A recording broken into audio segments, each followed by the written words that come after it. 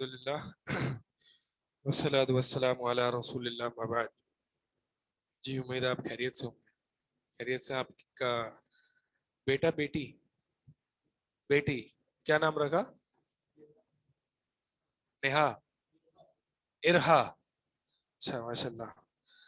سب خیر و عافیت کے ساتھ ہے الحمدللہ. اللہ تعالیٰ انہیں آپ کی آنکھوں کی ٹھنڈک بنائے اس دنیا میں اور آخرت میں، اور آپ کے لیے صدقہ جاریہ بنائے.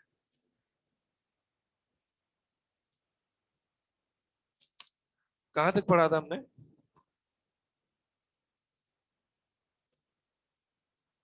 وہ صاحب نہیں ہے آج؟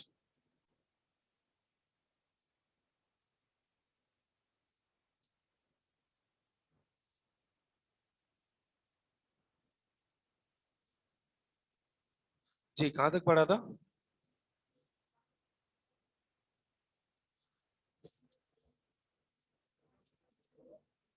بابو فضل التوحید، یہ پڑھ لیا تھا پورا؟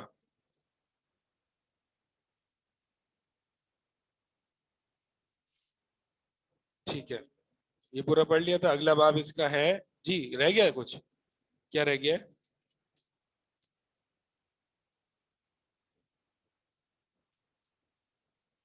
اچھا ہاں مجھے یاد آ گیا. لاسٹ ہم نے شیخ الاسلام ابن تیمیہ رحمہ اللہ کی کچھ بات کی تھی کہ انہوں نے اس طرح کی احادیث کو جمع کیا ہے.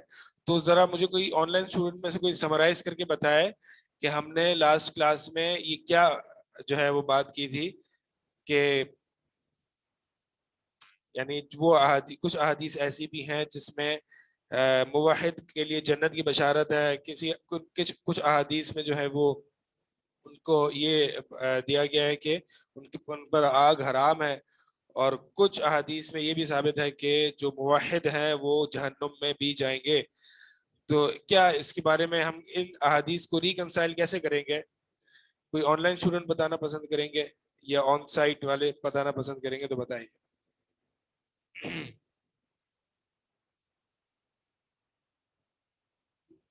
مائک.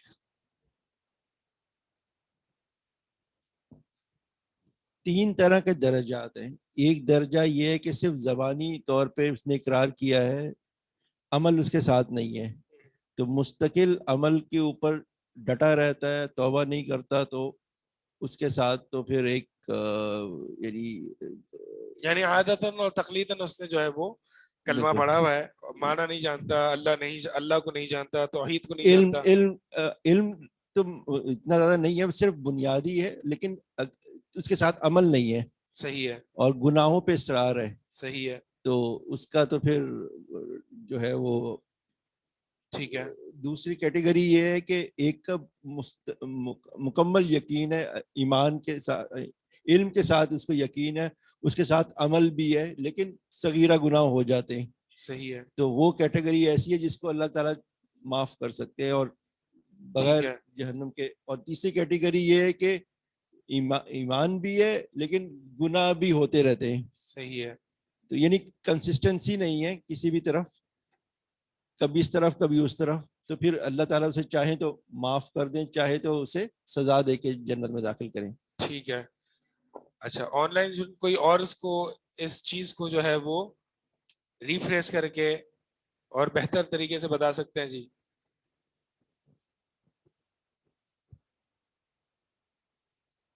نیچے کیسے ہوگا؟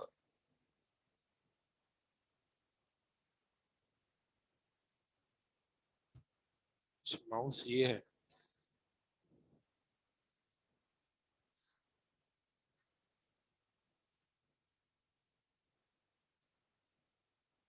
جی فاطمہ عزیز آپ کو انمیوٹ کروں، آپ بتائیے. السلام علیکم، آپ کو آواز آ رہی ہے؟ اسپیکر نہیں ہے؟ آواز آ رہی ہے آپ کو؟ اچھا معذرت، اسپیکر نہیں ہے ہمارے پاس یہاں پہ. یہ ہمیشہ یہاں پہ ہی ہو رہا ہے یا مجھے کہیں اور یہاں پہ؟ چلے ٹھیک ہے، اسپیکرز نہیں ہمارے پاس تو انشاءاللہ آپ سے نیکسٹ کلاس میں ہم سن لیں گے. ٹھیک ہے آج پڑھائی شروع کرتے ہیں. چلے جی اگلا باب ہے. کیا رہ گیا تھا اس میں؟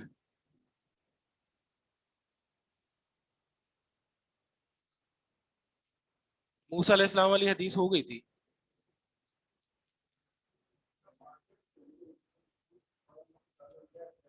ٹھیک ہے, یہ والی حدیث جو ہے وہ حدیث انس بن مالک رضی اللہ تعالی عنہ رہتی ہے.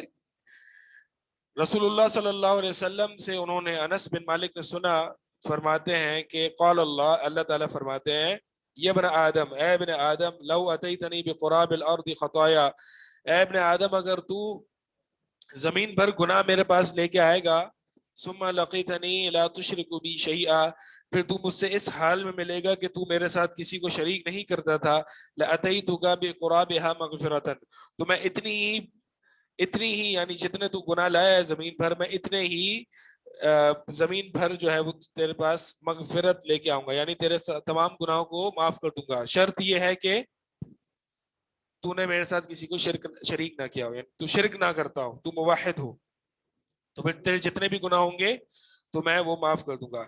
بہرحال یہ اسی احادیث سے تعلق ہے جو ہم نے پہلے ذکر کی کہ یہاں پہ اللہ تعالیٰ نے مغفرت کی بشارت دی ہے اس بندے کو جو کہ توحید پرست ہے. لیکن جو ہم نے ریکنسائل کیا تھا اس طرح, اس 3 کیٹیگریز کی حدیث ہے, یعنی 3 طرح کی احادیث ہیں. ایک وہ ہے کہ جس پر جنت کی بشارت ہے, ایک وہ ہے جس پر آگ حرام ہے, ایک وہ ہے جس پر کہ توحید پرست جو ہے وہ آگ میں بھی جا رہا ہے. تو اس کی بھی جو ہے وہ وضاحت پہلے ہی گزر چکی ہے. نیا باب سٹارٹ کرتے ہیں. باب من حقق التوحید دخل الجنت بغیر حساب. باب اس شخص کے بارے میں جو توحید حققا, جو توحید کا حق ادا کرتے. حق کا معنی ہوتا ہے اسٹیبلش کر دینا, ثابت کر دینا, ثابت ہو جانا. تو وہ شخص جو کہ توحید کو اسٹیبلش کر دے, دخل الجنہ, وہ جنت میں داخل ہو گیا. دخلا یہ فعل ماضی ہے, ٹھیک ہے, فعل ماضی ہے نا, تو یہ فعل ماضی ہے, تو اس کا معنی کیا کریں گے؟ داخل ہو گیا جنت میں. تو کیا وہ جنت میں داخل ہو گیا ابھی؟ یقینی بات ہے. جب بھی کوئی مستقبل یعنی کوئی فیوچر کے معاملے کو فعل ماضی سے تعبیر کی جائے تو یہ تحقق کے وقوع کے لیے ہوتا ہے, یعنی کسی ایونٹ کے ہونے کو اتنا سرٹن بتانا مقصد ہو کہ گویا کہ ہو گیا. یعنی جیسے کہ آپ مجھ سے پوچھیں کہ آپ مجھ سے کہیں کہ فلاں کام کرتے ہیں, تو میں آپ سے کہوں ہو گیا, ابھی ہوا تو نہیں ہے, لیکن مقصد یہ ہے کہ آپ کو یقین دلانا کہ ہو گیا. ٹھیک ہے, تو جو توحید کو اسٹیبلش کر دے, توحید کا حق ادا کر دے, وہ جنت میں داخل ہو گیا بغیر حساب, بغیر حساب کے. ماشاء اللہ, لا حول ولا قوت الا باللہ, اتنی بڑی فضیلت ہے یہ, اتنی بڑی فضیلت ہے. تو اس کا مطلب یہ ہے کہ یہ کوئی معاملہ یعنی توحید کا حق ادا کرنا یہ بھی کوئی آسان نہیں ہے. تو اب اگلی آیت پڑھتے ہیں کہ ہمیں پتہ چلے کہ ہم مصنف سے گویا پوچھ رہے ہیں کہ توحید کا حق کیسے ادا ہوتا ہے, توحید اسٹیبلش کیسے ہوتی ہے. تو مصنف نے جواب دیا, جی میرا اگلا یہ فرمان, میں اللہ تعالیٰ کا یہ فرمان نقل کر رہا ہوں, اس سے آپ یہ سمجھ جائیں کہ اس طریقے سے توحید اسٹیبلش ہو جاتی ہے. اللہ تعالیٰ کا فرمان, ان ابراہیم کان امۃ قانتا للہ حنیفا ولم یک من المشرکین, بے شک ابراہیم علیہ السلام امام تھے, قانتا للہ, اللہ تعالیٰ کے لیے فرما بردار, حنیف یعنی توحید پرست تھے, غیر اللہ سے دور, غیر اللہ سے اجتناب کرنے والے تھے, ولم یک من المشرکین, اور وہ مشرکوں میں سے نہیں تھے. 4 چیزوں کو انڈرلائن کیجئے, یہ 4 چیزیں جب پوری ہو جائیں گی تو توحید اسٹیبلش ہو جائے گی. پہلا امتن, دوسرا قانتا للہ, تیسرا حنیف, چوتھا لم یک من المشرکین. ابراہیم علیہ السلام جو کہ موحدین کے امام, توحید پرستوں کے امام تھے, ابراہیم علیہ السلام کی صفات یہاں پہ ذکر کر کے یہ استدلال کیا گیا ہے کہ جو ابراہیم علیہ السلام کی ان صفات کو اپنائے گا گویا اس نے توحید کا حق ادا کر دیا, توحید اسٹیبلش کر دی. اب ان صفات کو دیکھتے ہیں ایک ایک کر کے. ابراہیم علیہ السلام امام تھے, یعنی جس کی پیروی کی جاتی تھی, جس کی پیروی کی جاتی تھی.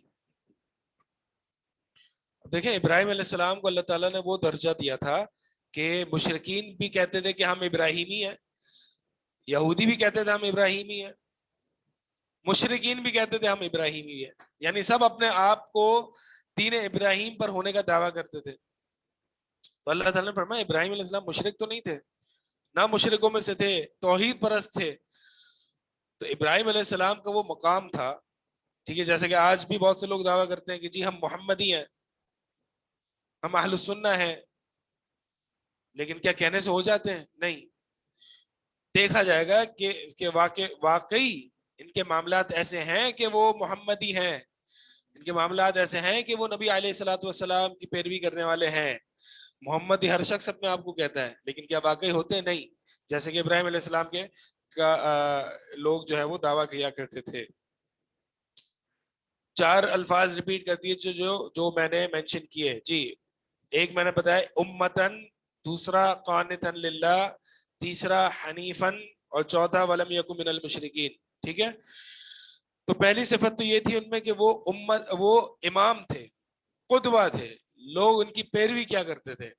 ایک دعا بھی ہے نا, قرآن نے ہمیں سکھائی ہے, ربنا لا تزغ قلوبنا بعد اذ ہدیتنا وہب لنا من لدنک رحمہ انک انت الوہاب. نہیں, یہ نہیں ہے. ربنا هب لنا من ازواجنا وذرياتنا قرة اعین وجعلنا للمتقین اماما, وجعلنا للمتقین اماما, اور ہمیں متقیوں کا امام بنا دے. کیا مطلب؟ یعنی جو ہماری اولاد, ہماری جو نسل ہو وہ ہماری پیروی کرنے والی ہو, یعنی ہم اتنے سیدھے ہوں, ہم اتنے سیدھے ہوں, ہمارے کوئی اسکینڈلز نہ آتے ہوں, ہماری خرابیاں اتنی نہ ہو کہ ہم لوگ ہم سے دور بھاگیں, ہم اتنے سیدھے اور نیک ہوں کہ آگے آنے والی نسل ہمیں ایک رول ماڈل سمجھے. یہ صرف علماء اور انبیاء کا کام نہیں ہے, ہر ایک شخص سے اس دعا کا تقاضا ہے کہ ہمیں اللہ امام بنا. امام سے مراد وہ نہیں ہے کہ جو ہم کہتے ہیں کہ مسجد کا امام ہو, نہیں. امام مطلب یہ کہ لوگ آپ کو آگے آنے والی جنریشن جو ہیں وہ آپ کو فالو کریں, یعنی آپ اتنے اچھے ہوں. ٹھیک ہے, یہ ہر شخص کے لیے ہے, یہ ہر شخص کے لیے ہے کہ وہ ایسا بنے. دوسری صفت کیا ہے؟ اچھا, اس امت, یہ کانا امتن کا یہ دوسرا معنی بھی نقل کیا گیا ہے کہ وہ ایک, اگرچہ وہ اکیلے تھے لیکن ایک پوری امت کی حیثیت سے تھے. یعنی اگر ایک شخص بھی توحید پر ہو تو چاہے وہ ایک شخص ہی کیوں نہ ہو, وہ پوری جماعت اور امت کی حیثیت ہے اس کی.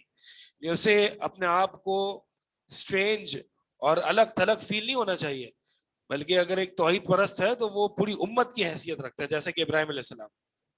یہ دوسرا معنی ہے. ٹھیک ہے, دونوں صحابہ سے منقول ہیں اس طرح کے دونوں معنی جو ہے وہ. پہلا معنی یعنی امام, یہ ابن مسعود سے رضی اللہ تعالیٰ عنہ سے مروی ہے, اور جو میں نے دوسرا معنی ذکر کیا یعنی جماعت, امت, یہ ابن عباس رضی اللہ تعالیٰ عنہ سے مروی ہے.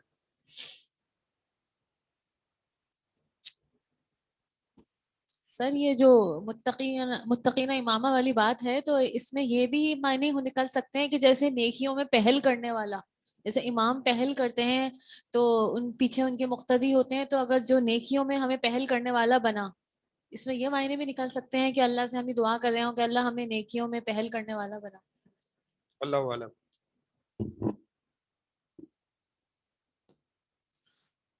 تفسیر دیکھ لیں اس کے, ہو سکتا ہے یہ معنی ہو, لیکن میں اپنی طرف سے نہیں کہہ سکتا قرآن کے بارے میں.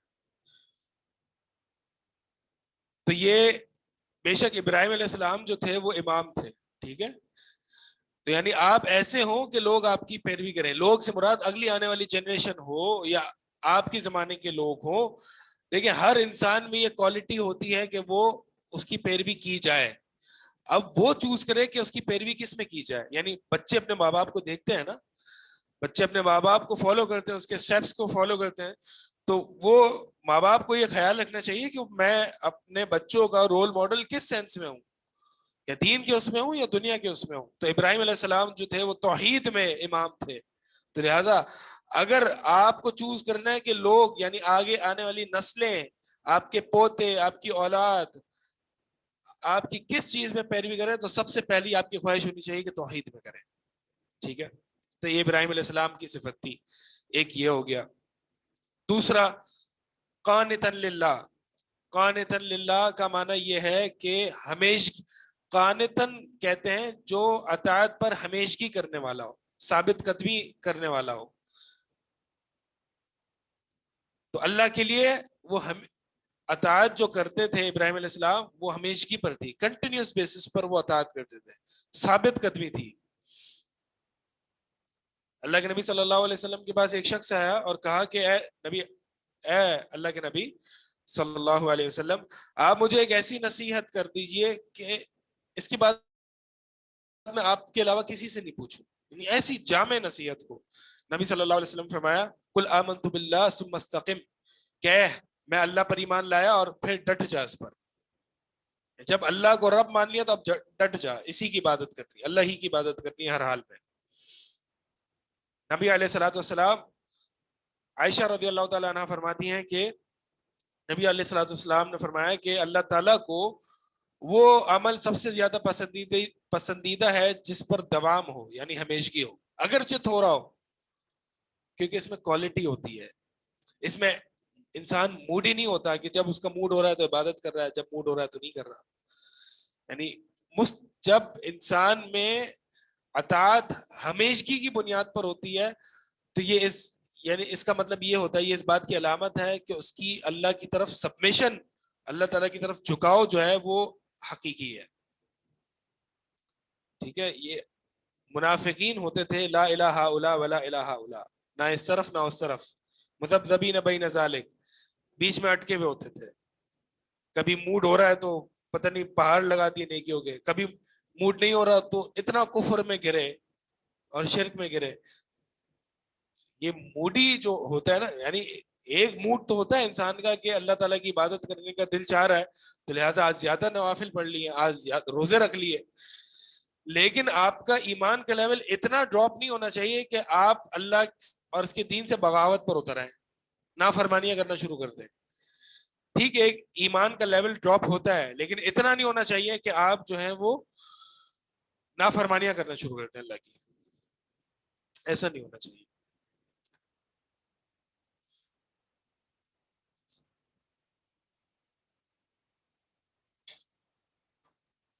یہ قانتا للہ، ہمیشگی پر. وہ لوگ جو کہتے ہیں ہم اللہ پر ایمان لائے اور پھر ڈٹ جاتے ہیں، ان پر ملائکہ نازل ہوتے ہیں اور ان کو یہ بشارت دیتے ہیں کہ ہم تمہارے دوست ہیں، نہ تم ڈرو، نہ تم پر کوئی خوف ہوگا، نہ تم پر کوئی غم ہوگا. یہ دنیا میں اور آخرت دونوں میں ہوتا ہے. یعنی جو لوگ ایسے ہوتے ہیں جو ہمیشہ اللہ تعالیٰ کی عبادت کرتے رہتے ہیں تو ملائکہ ان پر نازل ہوتے ہیں دنیا میں بھی اور ان کے دلوں کو ثابت قدم رکھتے ہیں. تیسرا جو کوالٹی، تیسری صفت جو ہے وہ یہ حنیف. حنیف کا معنی ہے غیر اللہ سے کلی اجتناب. دل میں غیر اللہ کی کوئی بھی بھنک بھی نہ پائی جاتی ہو، کوئی غیر اللہ کا کوئی بھی جو ہے وہ پہلو نہ ہو دل میں، بالکل اللہ کی طرف متوجہ ہونا، اس کو کہتے ہیں حنیف. اللہ کی طرف دل مائل ہونا.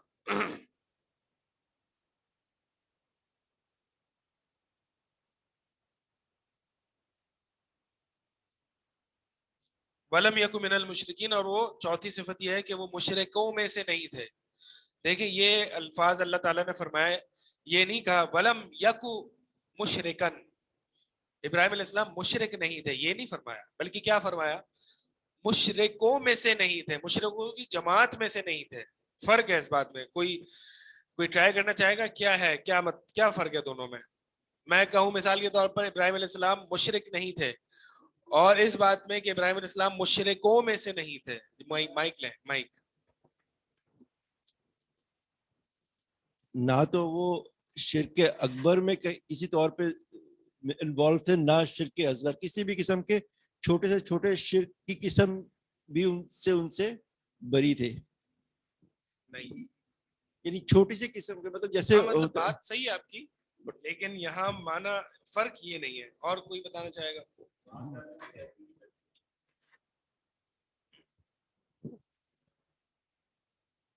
اور کوئی؟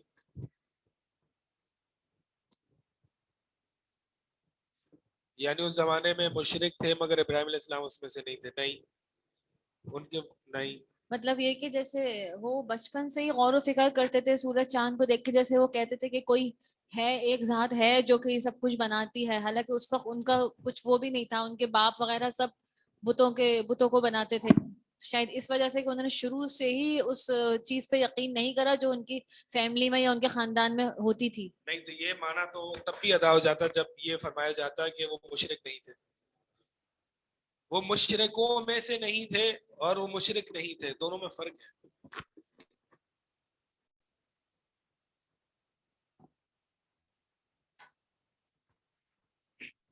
دیکھیں فرق یہ ہے کہ ابراہیم علیہ السلام شرک سے اتنا دور رہتے تھے کہ مشرک کی جماعت سے بھی اپنے آپ کو کسی طریقے سے ایسوسیٹ نہیں کرتے تھے. یعنی یہ پاسبل ہے کہ کوئی شخص موحد ہو، توحید پرست ہو، لیکن اس کی مشرک کی کفار سے کچھ نہ کچھ ایسوسیشنز ہوں، لنکس ہوں. ٹھیک ہے، ابراہیم علیہ السلام ان کی جماعت سے بھی لا تعلق تھے، خود تو مشرک تھے نہ تھے، اس کے علاوہ فردر مور وہ مشرکوں کی جماعت میں سے بھی نہیں تھے. یعنی اتنا دور رہتے تھے شرک سے کہ مشرک کی جماعت سے بھی بہت دور تھے.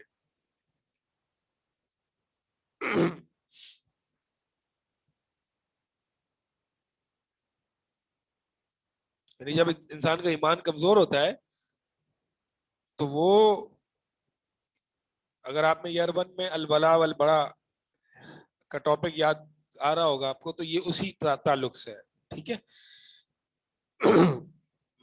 مطلب یہ نہیں ہے کہ مشرکوں سے لین دین یا مشرکوں سے اچھا سلوک اختیار کیا جائے، نہیں، یہ مراد نہیں ہے. بلکہ مشرکوں سے، مشرک آرگنائزیشن ہو یا مشرک قوم ہو، اپنی دینی نسبت اس کی طرف نہیں کی جائے گی، اپنی دینی لنکس جو ہے وہ ریلیجس لنکس اس کے ساتھ قائم نہیں کیے جائیں گے، ان سے محبت نہیں کی جائے گی، ان سے شرک.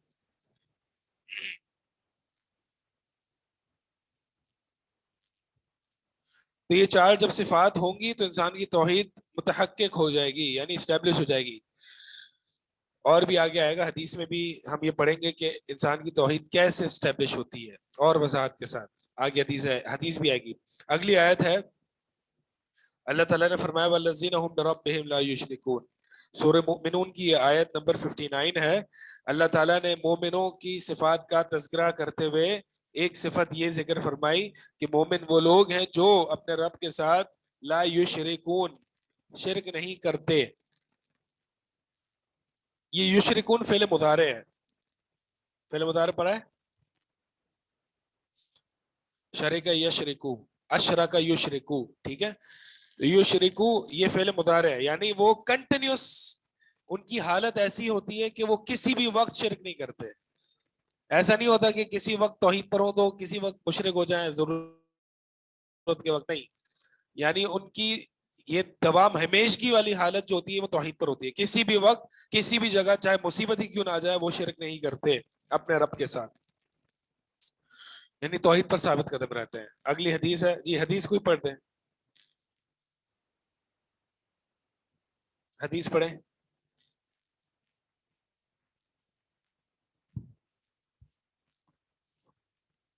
عن حسین بن عبد عن الرحمن حسین بن عبد عن الرحمن حسین بن عبد الرحمن رضی اللہ تعالی عنہ قال كنت عند سعيد بن جبير فقال أيكم رأي الكوكب ایکم رعا کوکب الذي أنقض الذي انقضب البارحة الذي أنقض البارحة. فقلت أنا قلت أما إني لم أكن في الصلاة ولكني لدغت. قال فما صنعت؟ قلت ارتقيت. ارتقیتو, ٹھیک ہے. ارتقیت. حسین بن عبد الرحمن کے سے روایت ہے, بڑی امپورٹنٹ حدیث ہے, غور سے سنیے گا. حسین بن عبد الرحمن سے روایت ہے, فرماتے ہیں کہ میں سعید بن جبیر, جو کہ تابعی ہیں, میں سعید بن جبیر کبار تابعین میں سے ہیں, میں سعید بن جبیر کے پاس تھا, تو سعید بن جبیر نے پوچھا کہ تم میں سے کس نے ایکم رأى الكوكب الذي انقض البارحة, تم میں سے کس نے ستارہ دیکھا جو گزشتہ رات ٹوٹا, ٹھیک ہے, جس کو کہتے ہیں نا شوٹنگ سٹار کہتے ہیں, شوٹنگ سٹار ہی کہتے ہیں, تارا گرتا ہے اس کو کیا کہتے ہیں, ٹھیک ہے شاید یہی کہتے ہیں. تو تارا گرتے ہوئے دیکھا آپ نے, کسی نے بھی نہیں دیکھا, دیکھا ہے. تو سعید بن جبیر نے پوچھا کہ کس نے گزشتہ رات یہ منظر دیکھا, تو حسین بن عبد الرحمن فرماتے میں نے, انا, فقلتو, یعنی حسین بن عبد الرحمن فرماتے میں نے کہا, انا, میں نے دیکھا. تو سعید بن جبیر نے کہا نہیں, ثم قلتو, پھر میں نے کہا, اما انی لم اکن فی صلاۃ, یعنی حسین بن عبد الرحمن کہتے ہیں کہ میں نے کہا کہ میں جو ہوں میں نماز میں نہیں تھا, ولیکنی لدغت, لیکن مجھے ڈس لیا گیا. یہ کیوں فرمایا میں نماز میں نہیں تھا؟ پوچھا تھا ان سے کسی نے کہ وہ نماز میں نہیں تھے یا تھے؟ یہ سلف کا طریقہ تھا, سلف کا طریقہ تھا کہ وہ اپنے آپ کو ریاکاری سے اتنا دور رکھتے تھے. یعنی جب انہوں نے کہا نا کہ حسین بن عبد الرحمن نے کہا کہ میں نے دیکھا گزشتہ رات یہ منظر, تو لوگوں کے ذہن میں آ رہا ہوگا کہ شاید یہ تہجد پڑھ رہے ہوں گے, تہجد میں رات گزاری ہوگی, انہوں نے رات جاگ رہے ہوں گے. تو چونکہ سلف یہ پسند نہیں کرتے تھے کہ میں نے جو کام کیا ہی نہیں اس میں فضول میں میری تعریف بیان کی جائے, بلکہ وہ تو یہ بھی پسند نہیں کرتے تھے کہ جو میں نے کیا اس پر بھی میری تعریف نہ کی جائے, ٹھیک ہے. تو انہوں نے یہ ایک دور کر دیا تاکہ فالتو میں لوگ مجھے پریز نہ کریں, فالتو میں لوگ میری مدح اور تعریف نہ کریں, جو میں نے کیا ہی نہیں ہے تو لوگ میری مدح بیان کریں گے اور میرے اندر کوئی ریاکاری آ جائے گی. تو میں پہلے سے یہ ایک ڈسکلیمر دے دوں کہ میں نماز میں نہیں تھا, سن لو. لیکن مجھے ڈس لیا گیا تھا, میں تکلیف میں تھا, اس لیے میں جاگ رہا تھا رات کو.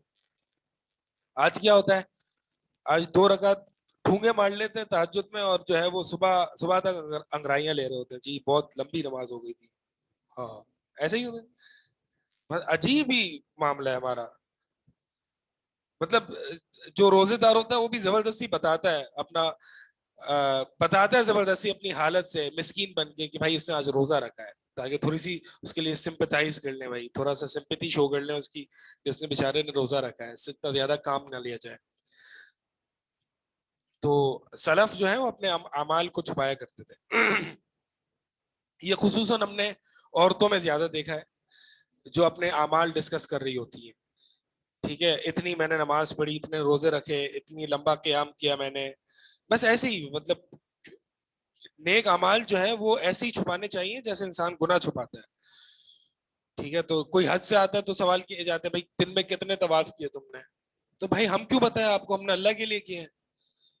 وہ آگے سے کہتے ہیں 15 طواف کیے. 15 طواف, اچھا روز کے روز. ایسے بھی لوگ آتے ہیں کہ روز عمرہ کیا, بھائی دن میں 2 دفعہ عمرہ کیا. پتہ نہیں ایسے لوگوں کے بال بھی کہاں رہتے ہیں کہ وہ دن میں 2 دفعہ بھی عمرہ کرتے ہوں گے. تو یہ سمجھ میں نہیں آتا کہ یہ کیسے لوگ کر لیتے ہیں. تو دن میں 15 طواف بھی کر رہے ہیں, پتہ نہیں کیا کیا کر رہے ہیں, اور پھر آگے بتا بھی رہے ہیں جی میں نے یہ الحاج, تاکہ میرے نام کے آگے کیا لگ جائے, الحاج. جی الحاج صاحب ہیں, بڑے حاجی ہیں یہ, کہ دن کے 15-20 طواف کیا کرتے تھے یہ, اور یہ ہر سال ماشاءاللہ تبارک اللہ حج پہ جایا کرتے تھے.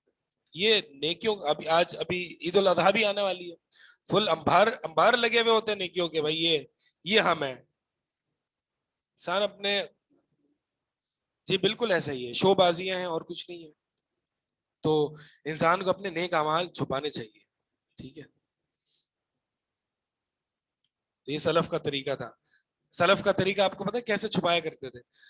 ایک کے بارے میں آتا ہے کہ ایک ان کا نام میرے ذہن میں نہیں ہے, کہ وہ روزہ غالباً 20 یا 30 سال سے رکھتے تھے, ان کی وائف کو تک پتہ نہ چلا کہ وہ جو ہے وہ اتنا کثرت سے روزہ رکھتے ہیں. مغرب پہ آ کے نارمل ڈنر کیا کرتے تھے, ٹھیک ہے, اور جو وائف ان کو ناشتہ دیتی تھی تو وہ ناشتہ لے کے جو ہے وہ باہر نکل جاتے تھے اور کسی غریب کو دے دیتے تھے. تو یہ تو ہمارا حال, یہ ان کا حال تھا.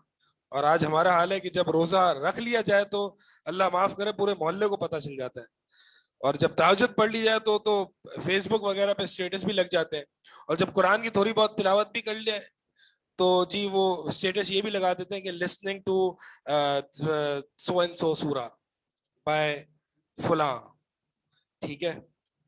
سبحان اللہ سبحان اللہ, یہ اخلاص کہاں گیا ہمارا.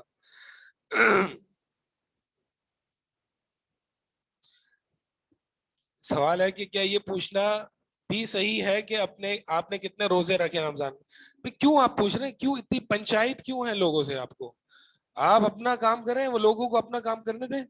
کیوں آپ مطلب یہ بھی کوئی سوال بنتا ہے کہ کتنے روزے رکھے, سارے ہی رکھنے, نہیں رکھے تو ڈنڈا ہاتھ میں رکھنا چاہیے. اگر وہ بولے کہ پورے نہیں رکھے تو ڈنڈا مارو اس کو, تو فرض ہے. اس پہ بھی کوئی وہ جو ہے وہ پوچھنا چاہیے, نہیں پوچھے نا. اور اس طرح کا عام جو ہے وہ ڈسکس نہ کیا کرے, اور مسکینوں والی شکل نہ بنایا کرے عبادت کر کے.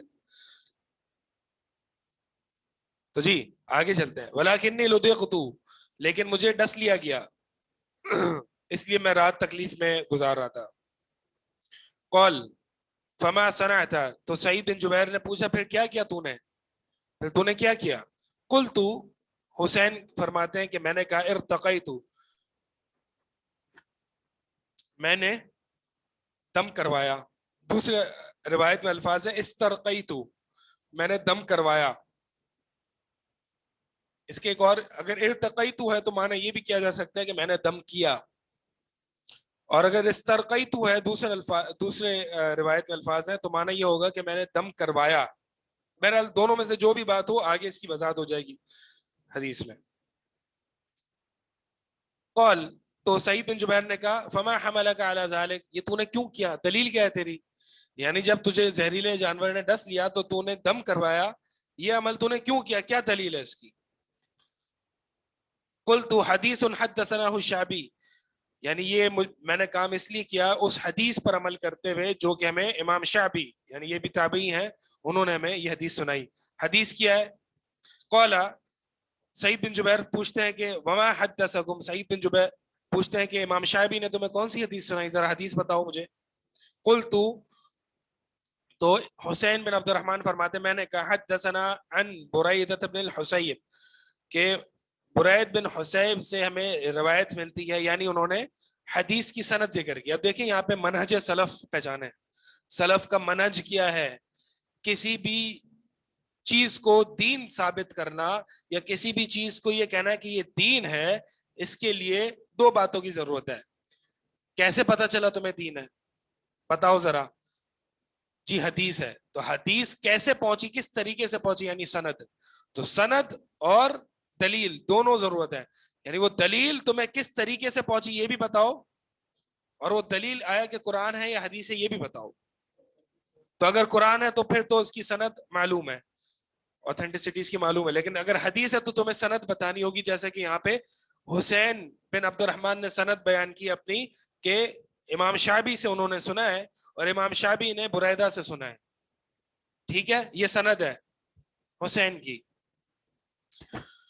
تو یہ دلیل پوچھا کرتے تھے, تقلید نہیں کیا کرتے تھے, تقلید نہیں کرتے تھے ایک دوسرے کی, اندھا دھن نہیں, بلکہ دلیل پوچھتے تھے کہ تم نے یہ جو کام کیا اس کی دلیل کیا ہے. اور پھر اگلا جواب بھی دیتا تھا کہ جی دلیل حدیث ہے. اچھا, تو اب یہ سوال کیا جاتا ہے کہ حدیث جو ہے وہ حدیث کی سند کیا ہے, حدیث کی سند یعنی یہ جو دلیل تم تک پہنچی ہے یہ کس طریقے سے پہنچی ہے, تو لہٰذا اب سند ذکر کی جاتی. تو دونوں امپورٹنٹ ہے, دلیل بھی اور دلیل جس طریقے سے جس کو سند کہتے ہیں وہ بھی.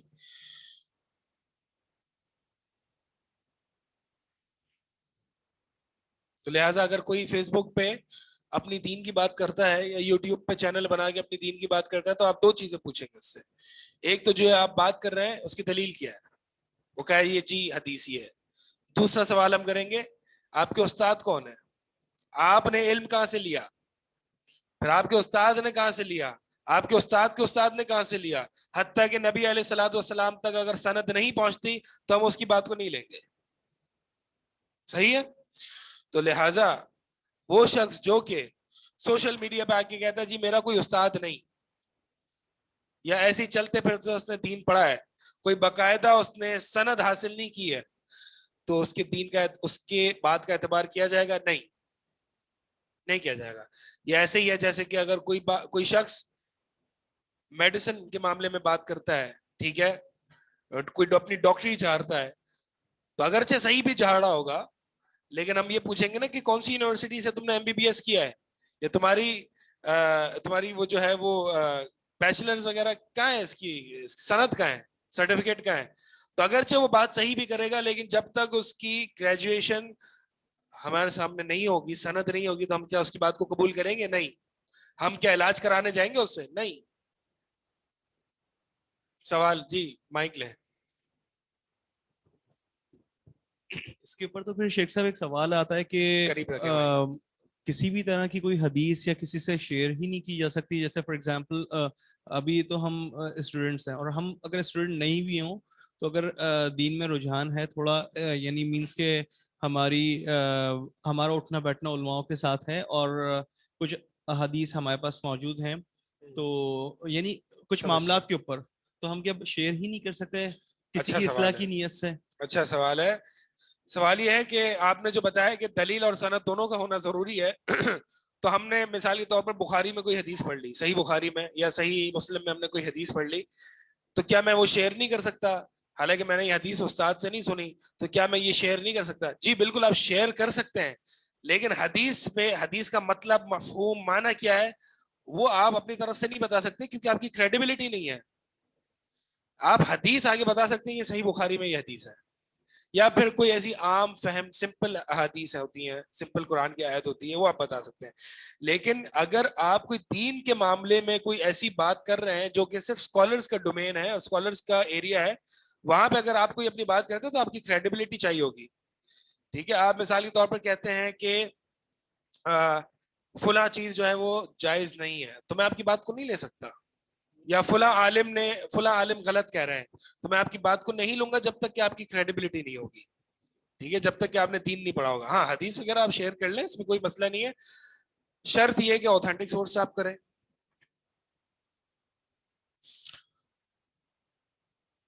تو یہ ہمارے اسلاف کا طریقہ تھا. تو پوچھا گیا کہ کیا وما حدثکم، سعید بن جبیر نے پوچھا کیا حدیث سنائی تمہیں امام شعبی نے؟ تو حسین فرماتے ہیں کہ انہوں نے، یعنی امام شعبی نے ہمیں بیان کیا بریدہ بن حصیب سے یہ حدیث بیان کی کہ بے شک انہوں نے فرمایا کہ لا رقیۃ الا من عین او حمۃ، یعنی نبی علیہ الصلوۃ والسلام تک یہ سند پہنچ رہی ہے کہ نبی علیہ الصلوۃ والسلام نے فرمایا کہ نہیں ہے کوئی رقیہ مگر نظر بد لگ جانے سے یا زہریلے جانور کے ڈس لینے کی وجہ سے. ان دونوں چیزوں کی وجہ سے صرف رقیہ کیا ہوتا ہے؟ دم کرنا، جار پھونک کرنا. ٹھیک ہے، یہ یعنی رقیہ نہیں ہے مگر صرف نظر بد لگ جانے کی وجہ سے یا پھر زہریلے جانور کے ڈس لینے کی وجہ سے. تو لہذا چونکہ مجھے زہریلے جانور نے ڈس لیا تھا، میں نے رقیہ دم کروا لیا، تو میں نے حدیث پر عمل کیا. میں نے کوئی بلا دلیل کوئی عمل نہیں کیا، میں نے کوئی بغیر علم کے کوئی عمل نہیں کیا، بلکہ میرے پاس حدیث ہی، اور وہ حدیث یہ ہے. تو سعید بن جبیر فرماتے ہیں قد احسن من انتہا الی ما سمع، بہت اچھا کام کیا اس نے جس نے جو سنا اس پر عمل کیا، یعنی جو حدیث اس نے سنی، یعنی حدیث کے مطابق اس نے عمل کیا، تو بہت اچھا کام کیا، بہت اچھا کام کیا. جی اشکال ہے یہاں تک کوئی؟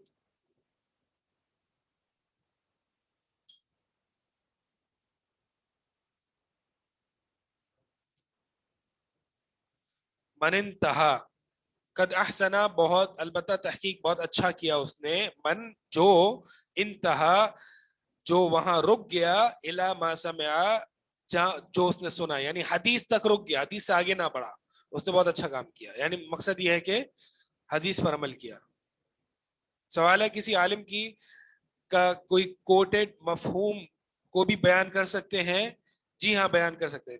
کسی یعنی آپ منتقل کرنے والے بن سکتے ہیں, کسی عالم کی بات کو منتقل کرنے والے بن سکتے ہیں, لیکن کسی حدیث یا قرآن کی آیت پر اپنی رائے کے مطابق کلام کرنا یا فتوے لگانا یہ نہیں کر سکتے آپ. اس کے لیے کریڈیبلٹی, کوالیفیکیشن وغیرہ کا ہونا ضروری ہے.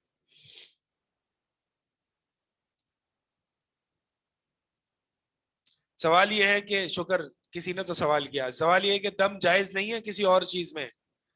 میں یہی سوال کا ویٹ کر رہا تھا آپ کے. تو کیا اگر آپ کو بخار ہو جاتا تو آپ دم نہیں کرتے؟ کرتے نہیں کرتے؟ کرتے ہیں نا. تو حدیث میں تو یہ ہے کہ دم صرف نظر بد لگ جانے کی وجہ سے اور زہریلے جانور کے ڈس لینے کی وجہ سے.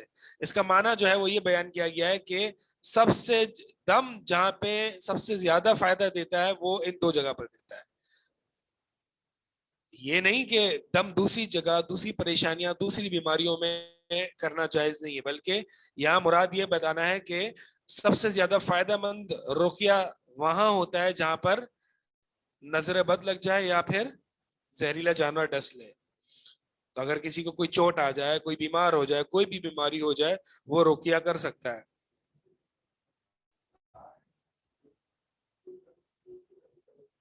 جی ضروری نہیں ہے. سوال یہ ہے کہ یہ جو لا ہے اس کو کہتے ہیں لا نفی الجنس. یہ نفی یعنی یہ جنس کی نفی کر دیتا ہے. یعنی یہ جیسے کہ ہے نا کہ لا صلاۃ الا لمن لم یقرأ بفاتحۃ الکتاب, تو یہ لا جو ہے یہ جنس کی نفی کر دیتا ہے. تو یہاں پہ تو جنس کی نفی ہو گئی نہیں. کبھی کبھار لا جو ہے وہ جنس کی نفی نہیں کرتا بلکہ کمال کی نفی کرتا ہے. ٹھیک ہے, کمال کی نفی کرتا ہے, پرفیکشن کی نفی کرتا ہے. جیسے کہ آتا ہے نا کہ تم میں سے کوئی لیس منا, کہ وہ ہم میں سے نہیں ہے جو دھوکہ دے. اس کا مطلب یہ تو نہیں ہے کہ وہ کافر ہو گیا, بلکہ وہ ہم میں ہے, یعنی مسلمان کی جماعت میں ہے, لیکن اچھا کامل درجے کا مومن نہیں ہے. ٹھیک ہے, تو وہاں پہ بھی اس طرح کے الفاظ آتے ہیں. تو کبھی کبھار لا آتا ہے کمال کی نفی کے لیے, کبھی لا آتا ہے جنس کی نفی کے لیے. جنس کی نفی کے لیے مثال کے طور پر لا صلاۃ لمن لم یقرأ بفاتحۃ الکتاب, وہ شخص نہیں ہے اس کی کوئی نماز جو نماز میں سورہ فاتحہ نہیں پڑھتا. تو یہاں پہ جنس کی نفی یعنی نماز ہوتی ہی نہیں اس کی. ٹھیک ہے, اسی طرح لا الہ الا اللہ میں الہ کی جنس کی نفی ہے کہ کوئی معبود برحق ہے ہی نہیں, جنس ایگزسٹ ہی نہیں کرتا سوائے اللہ کے. ٹھیک ہے, لیکن دوسری جگہ جو ہے وہ جیسے کہ میں نے مثال دی کہ وہ شخص ہم میں سے نہیں ہے جو دھوکہ دے, تو وہاں پہ جو ہے مراد کمال ہے. ٹھیک ہے, وہ کمال درجے کا مومن نہیں ہے. تو یہاں پہ بھی یہ ہے کہ رقیہ اگرچہ فائدہ دیتا ہے لیکن جو کمال کا فائدہ دیتا ہے وہ ان دو جگہ پر ہے, اور جگہ بھی فائدہ دیتا ہے. ٹھیک ہے, سمجھ آ گئی؟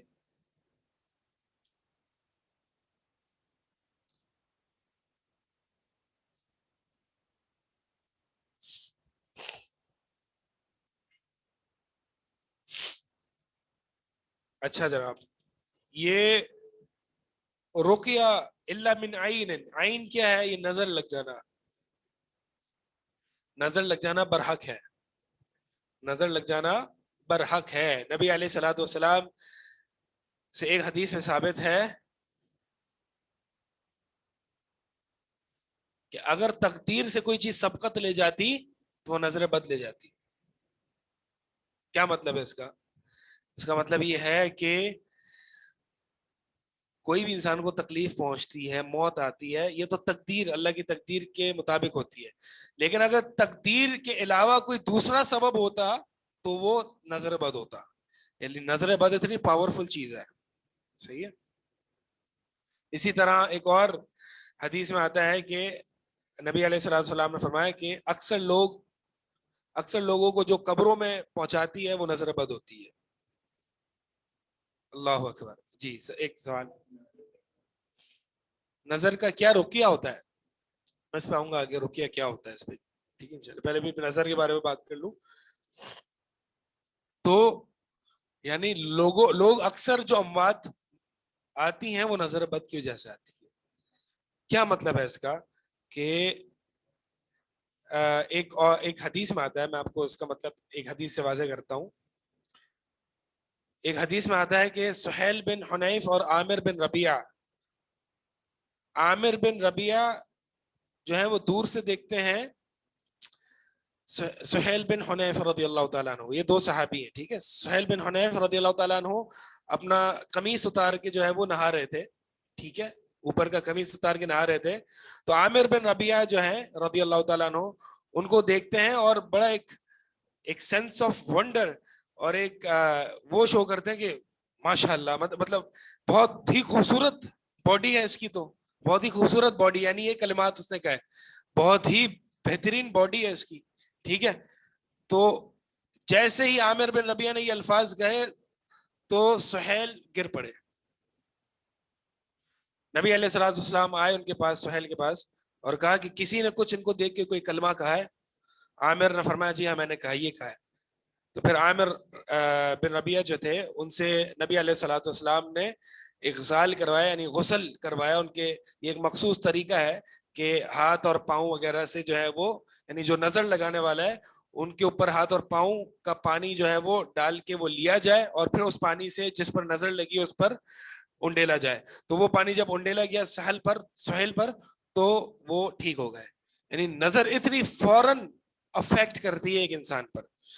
تو یہ بہت ضروری ہے, ہم اپنے اولاد کو, ہم اپنے آپ کو, یعنی ہم جتنے کالے ہوتے ہیں نا, یا ہماری اولاد جتنی کالی ہوتی ہے تصویروں میں وہ اتنی خوبصورت نظر آ رہی ہوتی ہے.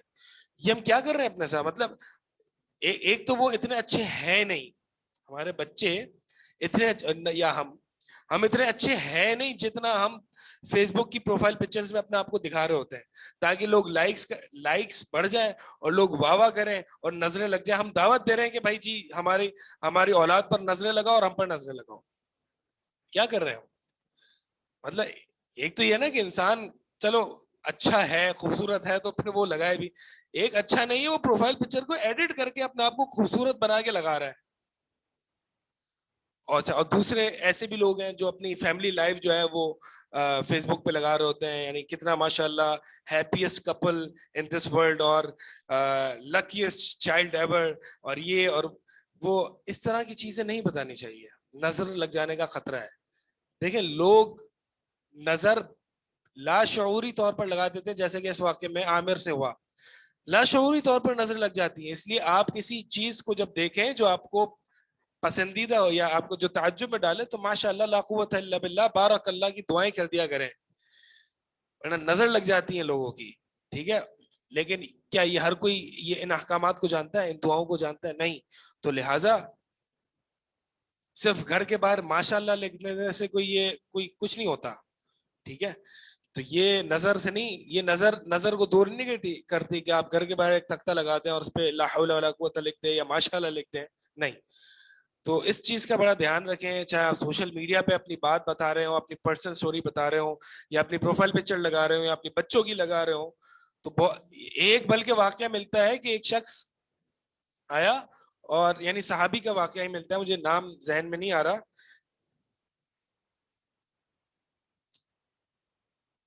ایک سیکنڈ.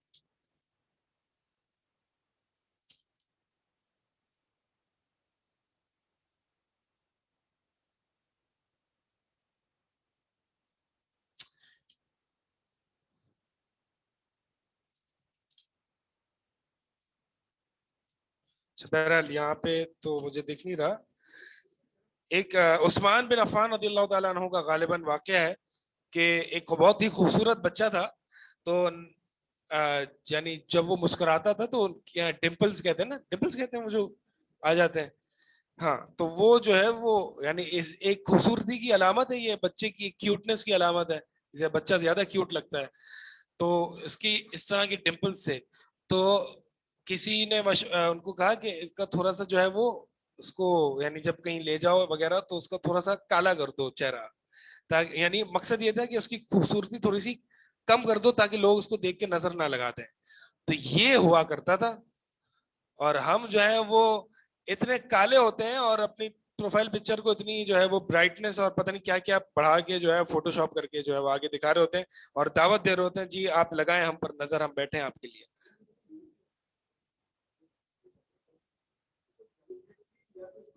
جی یہی میں نے بتایا کہ جو نظر لگاتا ہے وہ اس کی کوئی نیت نہیں ہوتی ہے, ٹھیک ہے, اس کو پتہ نہیں ہوتا کہ وہ نظر لگا رہا ہے, لیکن نظر لگ جاتی ہے.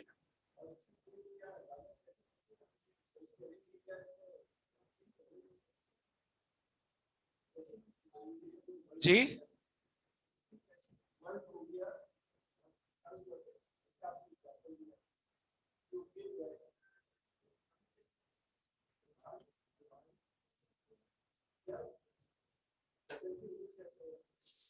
انشاءاللہ اگلی کلاس میں اس پہ بات کریں گے. ٹھیک ہے, اس پہ تھوڑا سی تفصیل ہے. سوال ہے کہ نظر صرف ذکر کرنے سے ہو جاتی ہے یا کوئی اگر کوئی سامنے نہ ہو تب بھی؟ جی ہاں, کوئی سامنے نہ ہو تب بھی ہو جاتی ہے.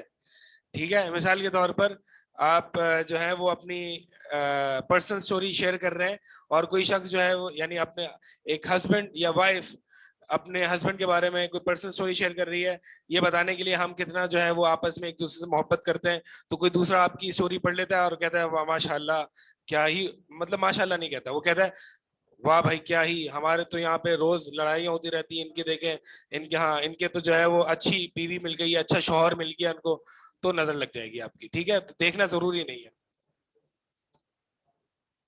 جی بھائی اس سے مقصد یہ ہے, انشاءاللہ ہم نیکسٹ کلاس میں کنٹینیو کریں گے اس بات کو. مقصد یہ ہے کہ اس چیز پہ تھوڑا سا دھیان رکھیں, ہم اس کو بالکل نہیں دیکھتے ہیں. اللہ کے نبی صلی اللہ علیہ وسلم کی حدیث دیکھیں کہ اکثر قبر میں لے جانے والے لوگوں کو نظر بد ہے. اگرچہ نظر بد جو ہے, نظر بد کا جو افیکٹ ہے وہ تقدیر کے تحت ہی ہوتا ہے, اللہ کی تقدیر اور اللہ کی اجازت سے اور اللہ کی اذن سے ہی ہوتا ہے, لیکن ہمیں اسباب تو اختیار کرنے نا. اور پھر جب اسباب اختیار کر لیے یعنی ہم نے ہر چیز لوگوں سے, یعنی یہ بھی آتا ہے نا کہ اپنا سیکریٹ یا اپنا ویژن لوگوں کے سامنے بتایا نہ کریں. ٹھیک ہے, کہ جی اپنے خواب لوگوں ہر کسی کے سامنے چلتے پھرتے نہ بتایا کریں, یعنی اس کو سیکریٹ رکھیں, ان چیزوں کو, اپنے مقاصد کو, اپنے خوابوں کو اور اپنی پرسنل سٹوریز کو, اپنے اطمینان قلب کو, اپنی خوشی کو, اپنے پرسنل ایکسپیرینسز کو لوگوں سے چھپا کے رکھیں تاکہ نظریں نہ لگ جائیں. اور پھر جب آپ یہ اسباب اختیار کر لیں, جائز اسباب, تو پھر اس کے بعد سورہ فلق, سورہ ناس اور قل هو اللہ احد 3 دفعہ فجر اور عصر کے بعد, فجر اور مغرب کے بعد 3 دفعہ اگر پڑھ لیں تو کوئی چیز آپ کو نقصان نہیں پہنچا سکتی اگر آپ نے یہ اسباب اختیار کر لیے. یعنی نظر بد سے بچنا اور ان چیزوں سے بچنے کے اسباب آپ نے اختیار کیے ہیں. اس کے بعد آپ صبح شام کے اذکار کرتے ہیں اور اس کے بعد جو ہے وہ صبح اور شام یعنی مغرب کے بعد 3 دفعہ یہ سورہ فلق, سورہ ناس اور سورہ اخلاص 3 دفعہ پڑھتے ہیں. اسی طرح بستر پر جانے سے پہلے, سونے سے پہلے آپ یہ 3 دفعہ پڑھ کے اپنے آپ پر جو ہے وہ دم کرتے ہیں پورے جسم پر, تو پھر انشاءاللہ اللہ کے حکم سے کچھ نہیں ہونا. کہ نبی صلی اللہ علیہ وسلم, عائشہ فرماتی ہیں کہ نبی علیہ الصلوۃ والسلام جادو وغیرہ سے جو ہے وہ اللہ کی پناہ مانگا کرتے تھے, لیکن جب سے معوذتین یعنی سورہ فلق اور سورہ ناس ان کو عطا کی گئی, اس کے بعد سے نبی صلی اللہ علیہ وسلم اور کوئی دوسری دعا نہیں مانگتے تھے بلکہ یہی پڑھتے تھے. یہ بہترین ہتھیار ہے اپنے آپ کو نظر بد سے, جادو سے اور جتنے بھی فتنے فسادات ہیں ان سے بچنے کے لیے یہ اذکار سورہ اخلاص, سورہ فلق, سورہ ناس صبح شام اور رات, یہ تینوں اس کو لازم پکڑے. ٹھیک ہے, چلو سبحانک اللہم و بحمدک اشہد ان لا